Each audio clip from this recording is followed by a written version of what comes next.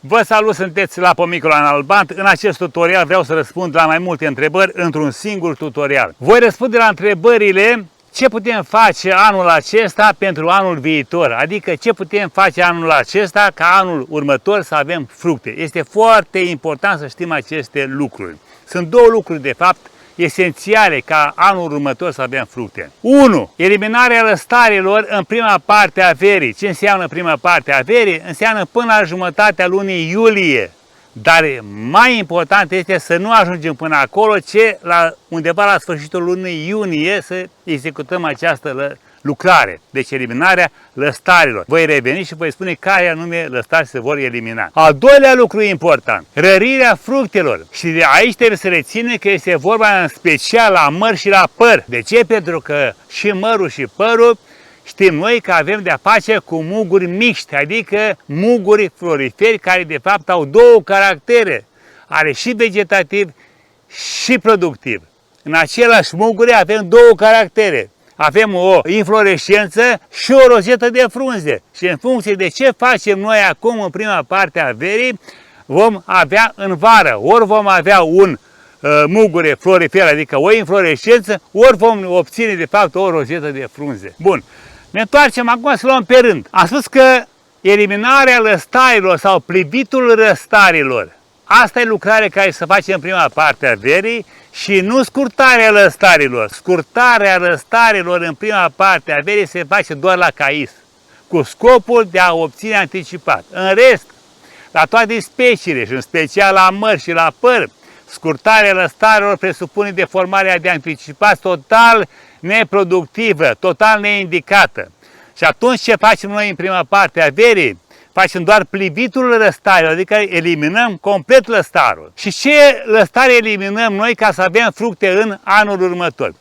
Eliminăm toți lăstarii care nu ne interesează pe noi, nu au un scop productiv. Adică acei lăstari care au pornit, fie că am intervenit noi la tăierile în uscat mai mult decât trebuie și atunci a pornit o masă mai mare de lăstari, fie că n-au produs în anul respectiv, cum a fost anul acesta, că a fost gerul târziu de primăvară, nu au fructificat și atunci generează lăstari din toate ramurile de 2-3 ani și așa mai departe, și atunci o mare masă de lăstari va bloca procesul de inducție antogenă, adică procesul de formare a mugurilor pentru anul următor. Acest proces de inducție antogenă, adică de formare a mugurilor floriferi pentru anul următor, are loc în prima parte a verii.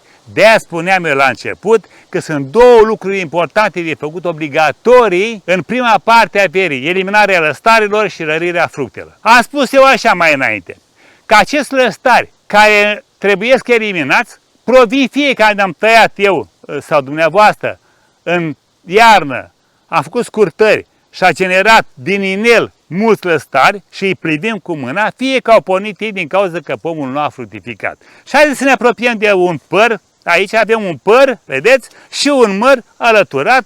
Am ales eu acest loc așa ca să-i explic într-un singur loc mai restrâns, să nu pierdem timpul. Vedeți, acest păr e un păr tânăr, Williams, altoi pe gutui. El de regulă fructifică foarte mult și vegetație foarte puțină. În schimb, anul acesta are vegetație foarte multă și fructificare deloc, pentru că am avut gerurile târzii de primăvară. Și uitați aici, ca să știm ce eliminăm. Dacă privim mai de la distanță, avem ramuri de schelet formată stânga-dreapta, vedeți? În continuare, următorul etaj, stânga-dreapta și în continuare încă un ax central, să spunem așa, din care vom forma noi încă un etaj de ramuri de schelet, dreapta încoace, stânga încolo. Dar, de la bază, vedeți, având putere vegetativă pentru că n-a fructificat, am mai dat 1, 2, 3 lăstari care nu au niciun rost în zona asta, pentru că noi avem deja ramurile de schelet formate foarte bine croite. Și atunci acești lăstari trebuie să eliminați. Cum o eliminăm, ne uităm să vedem ce are aici. Deci au pornit acești lăstari de la o scurtare de anul trecut, am lăsat ramura asta să fructifice și din baza, de la inelul respectiv, a pornit 1, 2, 3 lăstari. Ei vom elimina complet cu mâna, da? Dacă nu putem, intervenim cu foarfeca. Dacă vă puneți întrebarea cumva că zona respectivă creează poarta de intrare pentru monilioză este greșit. Monilioza nu intră în lemnul bătrân. Monilioza intră în lăstari tineri, în creștere în primăvară, intră în flori și în fructe aflate în coacere. Deci asta facem noi la măr și la păr. Eliminăm în funcție de situația pomului. Dacă are pe interior, pe exterior, pe jos, peste tot căutăm și lăsăm doar lăstare care ne interesează pe noi, lăstare care au o poziție bună și ca un număr potrivit în așa fel încât să nu influențeze inducția antogenă, adică formarea mugurilor pentru anul viitor.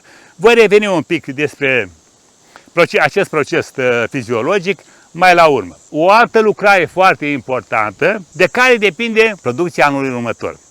Mărul, dacă nu este rărit în prima parte a verii, hai cel mai târziu pe 10-15 iunie, după această dată rărirea nu mai produce efecte pozitive. Ce se întâmplă cu merele și cu perele? În prima parte a verii are loc procesul de inducție antogenă, de formare a mugurilor florifere. Adică, mugurii vegetativi, o parte dintre ei, în prima parte a verii, trec într-o zonă în care să-și ia caractere de mugure de rod. Numai că prezența fructelor, a merelor în special, care produc prin semințele lor un acid numit acidul giberelic, blochează acest proces de inducție. Și atunci, mugurii vegetativi, care vroiau să treacă în zona asta să-și ia caractere de mugure de rod, adică un mugure mix, nu mai are loc. Și anul următor nu mai avem muguri mixti care să fructifice. Ce facem noi? Obligatoriu, deci de data aceasta, ca și în cazul anterior, când am vorbit despre lăstari, venim și facem rărirea fructelor.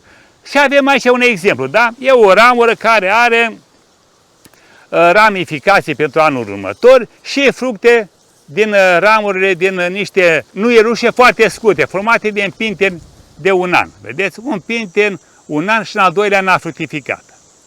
Ce facem? Nu oprim, avem așa, 2, 4, 6, 8, 10 mere. El și-a făcut rărirea lui, căderea fiziologică. Dar noi venim imediat după căderea fiziologică, rețineți, imediat după căderea fiziologică, adică după ce își dă drumul la mere, când au dimensiunea de 2-3 cm, și facem încă o rărire noi, cum vrem noi, pentru că pomul nu se întură să-și dea drumul la prea multe fructe din lăcomia de a se înmulți, de a-și perpetua specia. Noi venim, pentru că știți ce avem de făcut, și facem încă o rărire. Cum facem rărirea? La o ramură ca asta, vedeți, am spus că are 10 fructe, pomul o reține maxim 5 fructe, maxim. Dar dacă vreți să le facem frumoase, sănătoase și gustoase, le lăsăm doar 4. Cum facem? Ne uităm ca la fiecare inflorescență, unde e 3, 4, 2, 3, lăsăm 2 în prima fază și cum facem? Vedeți? Ținem de celelalte mere și împingem înapoi, vedeți? Ca să nu distrugem toată ramura de rod. Mai eliminăm și de aici unul la fel, dăm înapoi, vedeți? Așa. Venim aici, avem 2, 4, 6, încă un măr de aici, îl dăm înapoi. Și avem 2, 4, 6, 7, da? Avem mult. Și atunci ce facem? Mai eliminăm, chiar dacă rămâne niciun măr. Pe această inflorescență căutăm să păstrăm distanța între mere. Avem 2, 4, 6. Voi elimina și pe acesta de aici, pentru că este mai mic ca și dimensiune. Deci ținem cont de toate elementele acestea, una să nu se apropie unul de altul și ultima fază eliminăm și pe cel care este mai mic. Și avem 2, 4, 5 mere. Voi lăsa doar 4. Elimin pe acesta pentru că, vedeți, se apropie de acesta.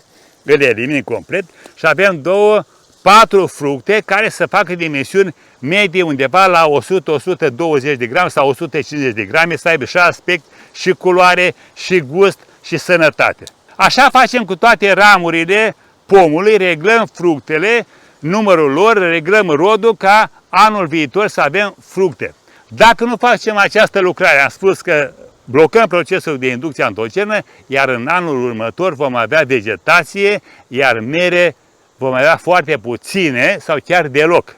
Același lucru se întâmplă și dacă nu facem prima lucrare pe care v-am recomandat-o, adică eliminarea lăstarilor care provin fie din tăieri abuzive, fie că pomul nu a produs datorită vremii, cum a fost anul acesta, geruri târzii de primăvară în mai multe etape și nu avem niciun fruct așa cum s-a văzut, Și atunci avem aceeași situație. Deci aceste două lucrări sunt esențiale, trebuie ținute cont de ele permanent, fiecare an. Aceste două lucrări trebuie făcute în mod obligatoriu. În prima parte a verii, cel mai corect ar trebui făcute în iunie, până la sfârșitul lunii iunie, după care efectul este întârziat. De ce? Procesul de inducție antrogenă, trecerea mugurilor vegetative în stare de mugure de rod, este încheiat deja. Deci muncim degeaba mai târziu, nu mai are niciun efect. Mă întorc înapoi la păr, că vă spuneam despre importanța eliminării lăstarilor. Ce am vorbit la măr cu eliminarea fructelor, aceeași situație este și la eliminarea lăstarilor. Același lucru, aceleași influențe are asupra procesului de inducție antrogenă. Deci dacă nu facem eliminarea lăstarilor, seva pleacă, o captează lăstare în creștere, pentru că iau prioritate întotdeauna, mai vorbim noi în alte tutoriale, bătălia se dă între lăstari, fructe și muguri aflați în trecerea în fază de mugure de rod, adică să-și ia caracterul de mugure de rod. Și de fiecare dată, perdantul este mugurile. Ori câștigă lăstarul, dacă apucă să ponească puternic și are câteva fructe, le elimină și pe acelea din concurs, ori câștigă fructele și nu mai avem creștere vegetative, dar perdantul este tot mugurile aflate în procesul de inducție antrogenă. Ăsta a fost tutorialul pentru astăzi. Dacă v-a plăcut, dați un like, abonați-vă, pentru că este un canal de informație horticole. Distribuiți, că este foarte important pentru ceilalți urmăritori. La revedere și succes pe toată linia!